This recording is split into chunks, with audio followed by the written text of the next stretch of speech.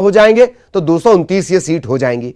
एक तरफ आप देख पा रहे होंगे प्रत्याशी का नाम आप देख पा रहे हैं, और प्रत्याशी के नाम के साथ साथ हम आपको यह भी बता रहे हैं कि अभी इंतजार है वहां किस तरीके की कड़ी टक्कर मिली है। ये लगातार आपको जानकारियों की स्क्रीन रखनी है, और लगातार हम आपको ग्राफिक्स के जरिए बताते रहेंगे किस तरीके की स्थितियां हैं, कौन कहां बाजी मार रहा है, क्या स्थितियां आ रही हैं। ये पूरी जानकारियों भरी स्क्रीन है। आप देख पा रहे होंगे मेरे ऊपर भी जानकारी का एक चक्र चल रहा है। ये काल चक्र है, ये समय चक्र है, और यही समय चक्र कई लोगों की सियासत का भविष्य तय करने वाला है। तो जानकारियों की इस स्क्रीन पर आपको इस वजह से भी नजर रखनी है क्योंकि ये आपके भविष्य का सवाल है। इन सब के बीच लगातार अपडेट भी आ रहे हैं। दिग्विजय सिंह ने मतगणना से पहले ट्वीट कर दिया। अपने ट्वीट में दिग्विजय सिंह ने लिखा कि आज हनुमान जी का दिन है और वो अपने परम भक्त को आज के दिन निराश नहीं करेंगे। कमलनाथ जी के साथ अन्याय हुआ और आज है न्याय का दिन। याद कर लीजिए कमलनाथ को क्या क्या उपमाएं मिली। हनुमान जी के परम भक्त वो बताए गए, फिर बीच कैंपेनिंग में राम भक्त की स्थिति भी आई। इसके अलावा ऋण मुक्तेश्वर की संज्ञा भी दिग्विजय सिंह ने उन्हें दी थी। क्यों? क्योंकि 2018 की कैंपेनिंग में यह कांग्रेस ने ऐलान किया था कि साहब हम 2 लाख तक का कर्जा माफ करेंगे। वो भी कई बार चुनावी मुद्दों के दौरान आपने सुना है। तो आज सुबह सुबह दिग्विजय सिंह ने लिखा कि आज हनुमान जी का दिन है, तो मंगल का आज दिन है। मंगल के दिन ही आपने अपना जनादेश सुना दिया था ईवीएम को, और आज ईवीएम आपका जनादेश इन नेताओं को सुनाने वाली है। आज भी है मंगल, और मंगल का जिक्र हो, हनुमान का जिक्र ना हो। यही वजह है कि सुबह सुबह दिग्विजय सिंह ने ट्वीट करके कमलनाथ जी का जिक्र कर दिया है। कमलनाथ जी के साथ अन्याय हुआ और आज न्याय का दिन है। यही वजह है। ऐसी और बातें अभी निकलकर सामने आएंगी। हनुमान की बात हो गई है, राम की बात हो गई है, हनुमान चालीसा नेता बार बार पढ़ते रहे, कईयों ने रात को 108 बार पढ़ ली होगी, कुछ कहां कहां पढ़ते नजर आए वो आपको सुनवा रहे थे। नरेंद्र आपको ये जानकारी दे रहे थे। तो हमारे तमाम सहयोगी हमारे साथ लगातार बने हुए हैं। लेकिन एक और बहुत दिलचस्प सीट है जिस पर बहुत ज्यादा नजर रखने की जरूरत है। कल एक तस्वीर भी सामने आई, उसमें मंत्री जी भजन पर झूमते गाते नजर आए हैं। सांवेर वो सीट है। एक तरह से पूरी ताकत सांवेर पर झोंकनी पड़ी है। अरुण आपको नजर आ रहे होंगे, अरुण के पास चलते हैं। अरुण, सबसे पहले अपडेट क्या है, किस तरीके से मतगणना होगी? कल थोड़ी सी स्थितियां कुछ भ्रम की बनी कि पहले पोस्टल बैलेट गिना जाएगा, फिर ईवीएम, या पोस्टल बैलेट के साथ ही ईवीएम। अगर यह साफ हो पाया हो तो यह भी बताएं। दूसरा, सांवेर का सियासी समीकरण वो भी बताएं। अरुण।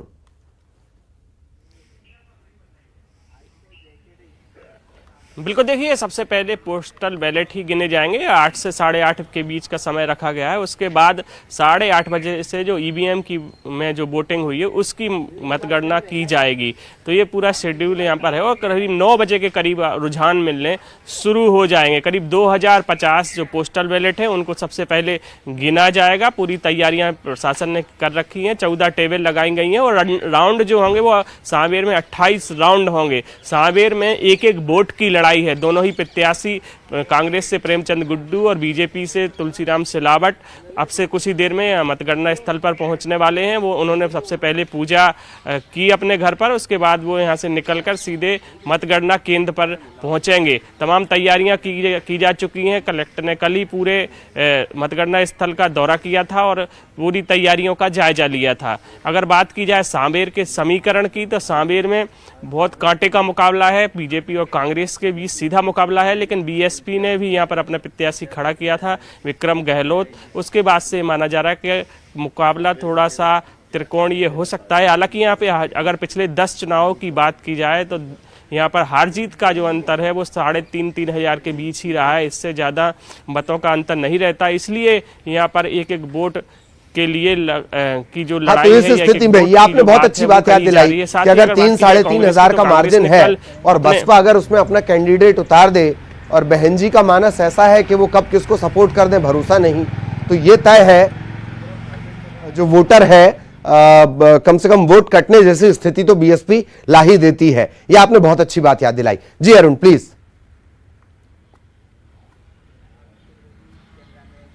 बिल्कुल देखिए, पिछली बार जो तुलसीराम सिलावट जीते थे, हालांकि वो कांग्रेस में थे, तो 2900 वोट से जीते थे, और जो नोटा पे वोट गिरे थे वो 3,000 वोट नोटा पर ही चले गए थे। हम उनका घर दिखाना चाहेंगे। इनका ये घर है, यहाँ तुलसीराम सिलावट जी का जो घर है, ये यहाँ पर पूजा कर रहे हैं। पूजा करने के बाद वहाँ घर से निकलेंगे। उसके बाद जो बालाजी हनुमान मंदिर, चूँकि आज मंगलवार है इसलिए बालाजी हनुमान मंदिर में वो दर्शन करने जाएंगे। उनके स्टाफ के लोग यहाँ पर पहुँच गए हैं, गाड़ी भी उनकी बिल्कुल तैयार खड़ी हुई है, और ये जो स्टाफ के लोग आप देख सकते हैं, ये यहाँ से बस अब निकलने वाले हैं, और सीधे उनके जो ड्राइवर हैं उनसे हम बात करने। जी बताइए, कहाँ आप लोग जाने वाले हैं? तैयारी हो? यहाँ से जो है गणेश मंदिर जाएंगे माननीय मंत्री जी, उसके बाद बालाजी मंदिर जाएंगे, उसके बाद जो है जहाँ भी अपना वहाँ जाएंगे, उसके बाद मतगणना स्थल जाएंगे जी। और उसके बाद क्या तैयारी है? तैयारी फुल है, बिल्कुल हजारों मतों से जीतेंगे हम। कहाँ कहाँ कल गए आप लोग? कितने बजे लौटे रात में? जो भी हमारे मदद करी चुनाव में, जो भी कार्यकर्ता है, जो भी नेतागण हैं, उनके सबके घर गए और सबने खूब मदद करी। तुलसी भैया बहुत अच्छे आदमी, आप सब जानते हैं।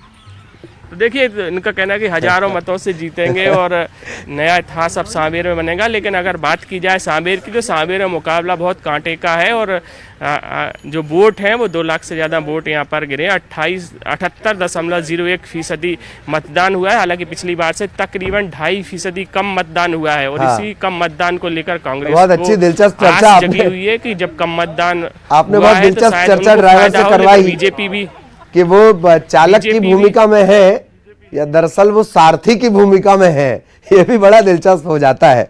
मुझे याद आ गया जो ड्राइवर ने कहा कि तुलसी भाई इस तरीके की लोकप्रियता हालांकि उन्होंने हासिल की है, इसमें कोई ऐतराज नहीं होना चाहिए अगर कोई लोकप्रिय है तो। आज उसी लोकप्रियता की परीक्षा है दरअसल। मुझे ये बात याद आ गई, ड्राइवर जिस तरीके से आपसे बात कर रहे हैं अरुण, हर घर तुलसी घर घर तुलसी, ये याद आ गया अचानक से। अरुण, बिल्कुल, इसमें जो जुमला चला था वो था हर हर मोदी घर घर तुलसी जी। ये इन्होंने सबसे पहले जो अभियान चलाया था, उसके जवाब में कांग्रेस ने भी हर हर महादेव घर घर महादेव ने अभियान चला दिया था, और उसका जवाब भी उन्होंने दिया था। उसके बाद जब राम मंदिर का शिलान्यास हुआ तो बीजेपी ने 5 लाख लड्डू बंटवाए, तो उन्होंने महाकाल के प्रसाद के रूप में उन्होंने भी लड्डू बंटवाने शुरू कर दिए थे कांग्रेस ने। तो ये दोनों ने ही चुनाव के दौरान बड़ा ही दिलचस्प मुकाबला यहाँ पर रहा है, और चुनाव में जैसा ही बीजेपी ने जो काम किया उसी के जवाब में कांग्रेस ने भी उसका उसी अंदाज में जवाब दिया। जहां पर सीएम शिवराज सिंह ने पाल कांकरिया गांव है सांवेर का, वहां पर सभा की, तो उसके जवाब में कमलनाथ ने भी पाल कांकरिया जाके सभा की। ये लड्डू से एक बात अच्छी याद आई अरुण, लड्डू से एक बात अच्छी याद आई, दोनों ही पार्टियों ने इस तरीके के मुकाबले हो तो मतदाता का मुंह हमेशा मीठा होता रहता है, उसे भरपूर लड्डू मिलता है, ये अच्छी बात है।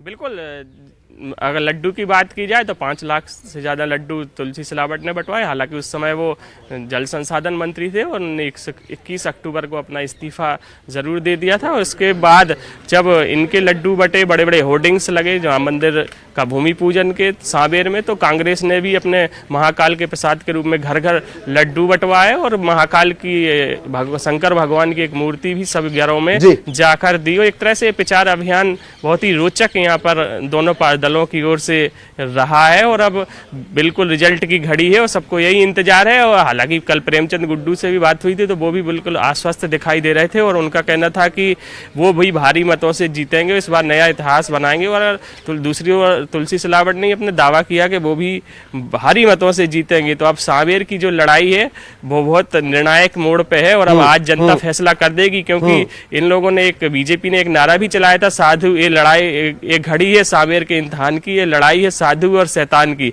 तो आज तय हो जाएगा कि आखिर साधु कौन है, शैतान कौन है, क्योंकि बीजेपी ने इस पूरे चुनाव कैंपेन के दौरान यही नारा यहाँ पर बुलंद किया था, और कांग्रेस ने इसकी आपत्ति भी जताई थी, और आयोग में, चुनाव आयोग में इसकी शिकायत तक पहुंच गई थी, चुनाव आयोग तक पूरा मामला पहुंच गया था। बड़े बड़े होर्डिंग्स बीजेपी ने यहाँ पर लगाए थे सांवेर में, और साथ ही बड़े बड़े विज्ञापन भी जारी किए थे। उसके बाद चुनाव आयोग में इसकी शिकायत भी हुई थी। तो अगर बात की जाए सांवेर की तो 725 शिकायतें इस चुनाव चुनाव में सबसे ज़्यादा शिकायतें हुई हैं, जिसमें से 125 तो FIR दर्ज हुई हैं। तो लगातार शिकवा शिकायतों का दौर भी पूरे चुनाव कैंपेनिंग के दौरान चलता रहा, क्योंकि दोनों ही प्रत्याशी काफ़ी दमंग माने जाते हैं। प्रेमचंद गुड्डू भी पूर्व सांसद रहे हैं और विधायक रहे हैं 2 बार, तो उनकी भी छवि दमंग की वो आर्थिक रूप से मध्य जी वो भी जो हलफनामा दायर किया गया है अरुण, जो हलफनामा दायर हुआ उसमें आर्थिक रूप से भी वो सबसे ज्यादा दबंग है पूरे मध्य प्रदेश में।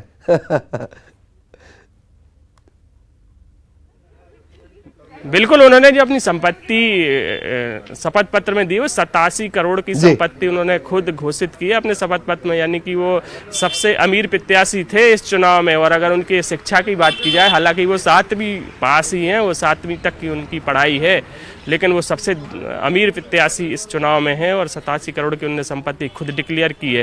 तो आप समझ सकते हैं कितना धनबल का उपयोग इस चुनाव में होने वाला था। यही वजह है कि चुनाव आयोग की खासी नज़र यहाँ पर रही है।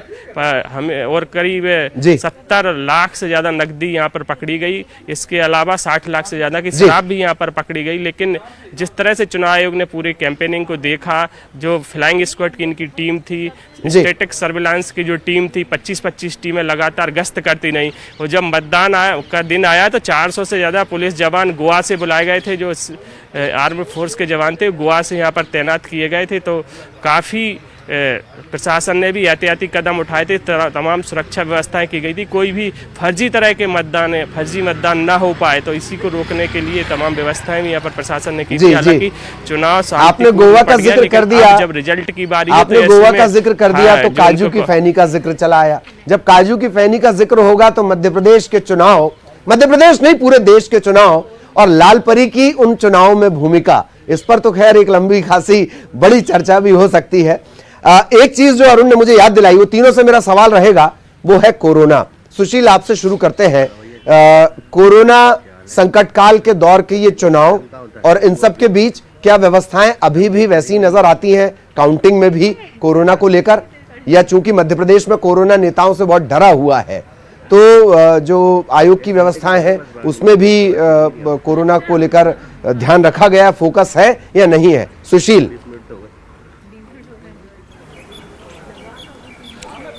बिल्कुल, देखिए मतगणना स्थल की अगर बात करें तो यहाँ पर कोविड गाइडलाइन के लिए तमाम इंतजाम किए गए हैं। चाहे जितने भी कर्मचारी हैं वो खुद मास्क पहन कर आ रहे हैं, सैनिटाइजेशन उनके साथ है। इसके अलावा यहाँ भी तमाम जो मतगणना स्थल के बने हुए हैं अलग अलग चेंबर है, वहाँ पर भी मास्क के साथ ही सैनिटाइजर की व्यवस्था है। इसके अलावा अगर देखें तो सोशल डिस्टेंसिंग का पालन भी सभी जगह यहाँ फ़िलहाल तो नज़र आ रहा है।